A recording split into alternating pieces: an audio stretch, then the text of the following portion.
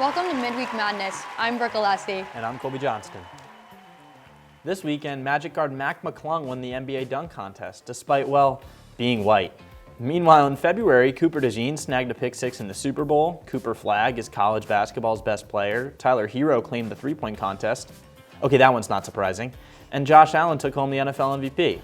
All of this happening during Black History Month? Clarence Thomas has the biggest smirk on his face right now. Sabrina Carpenter released her new album, Short and Sweet Deluxe, with 4 new songs, including a remake of Please, Please, Please, featuring Dolly Parton. Please, please, please tell me why Parton's singing is a mix between AI and a Sims character who turned into a zombie. This past weekend was sorority rush at BU. I don't know about you, but I thought we had at least a few more months before we saw girls in unreasonably short skirts at 8 a.m. It was hard to tell who was on their way to get ranked by a group of sophomores and who was doing the walk of shame on a Sunday morning. This week, Louis Vuitton announced they're releasing a handbag shaped like a lobster for $18,000. All I have to say is don't bring that around my big ass on Lobster Day, because I'm going to dip that thing in butter before you can say, "Sir, please get out of our store. You need pants to shop here." California was looking to pass a bill to make electric trucks to slow down climate change. They stopped the motion when Trump was elected because they knew he has a personal hate for all things electric and rechargeable, especially when they're bigger than him. Guys, we're talking about trucks, don't get it twisted. We'd like to take a moment to congratulate SNL on 50 incredible seasons, and a special shout out to the writers for finally putting an end to that Domingo saga. We all know you wanted to wrap it up after the first bit. Sorry the media pressured you into what felt like a humiliation ritual. Diddy can't hurt you anymore, guys, you're safe now. Last week, Trump proposed a plan to the education secretary, saying they may need to dismantle the education system as much as legally possible. Sounds like a great idea, says second graders everywhere. On Monday, BU's Marciano Commons closed some seating due to major flooding concerns. Now I have a real dilemma.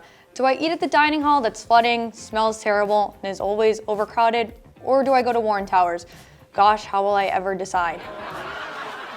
Last week, Donald Trump discussed the war in Ukraine on phone calls with Russian President Vladimir Putin and Ukrainian President Vladimir Zelensky. In summary, the two agreed to meet, and Putin invited Trump to come to Moscow.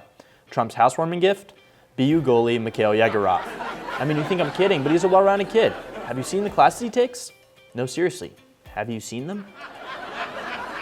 On February 15th, a theatrical adaptation of Flora and Ulysses, a story about a squirrel with superpowers, took the stage at the Wheelock Family Theater. Nick Vargas, the show's director, says it's a universal story of growing up. Yeah, Nick, but it's also a goddamn story about a squirrel with superpowers. This week, a spacecraft carried a Boston University telescope to the moon to capture breathtaking images of Earth. The telescope blasted off on January 15th and is scheduled to land on the moon in early March. Not only did we once again confirm that the Earth is not flat, but we also confirmed that even from space, the data science building is still ugly. Due to a recent large-scale layoff of national park services, park workers are struggling to find jobs. In other news, Smokey the Bear has been caught selling some smoking hot pics on OnlyFans. At least 18 people were injured Monday when a Delta Airlines plane overturned when landing at Toronto Pearson International Airport. Sources say the pilots were listening to Drake's new album. The captain heard Drake start speaking Spanish and immediately decided he had no regard for human life. The Senate voted 52-48 to confirm anti-vaccine activist RFK Jr. as the Secretary of Department of Health and Human Services. Because this isn't just the epitome of human health, I mean, right? Actually, never mind. I'm kind of sold. USA and Canada challenge each other in the Four Nations Face-Off Championship tonight in what many predict will be a hard-fought competition, or as Trump might like to call it, a hard-fought annexation. Hello to the United States of Americanada.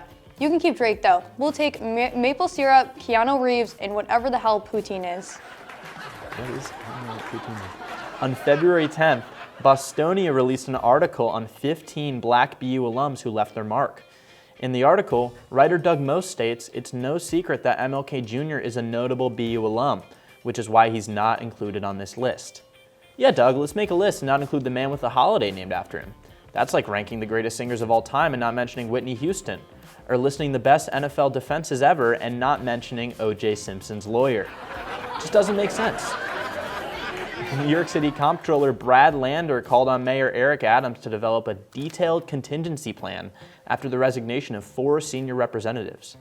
Yes, Eric Adams is so bad at his job that his employers are treating City Hall like my Tinder dates, disappearing without a trace and leaving me wondering what I did wrong. Once again, this is Midweek Madness, and I'm Brooke Alessi. And I'm Colby Johnston. Have a good one. Or don't.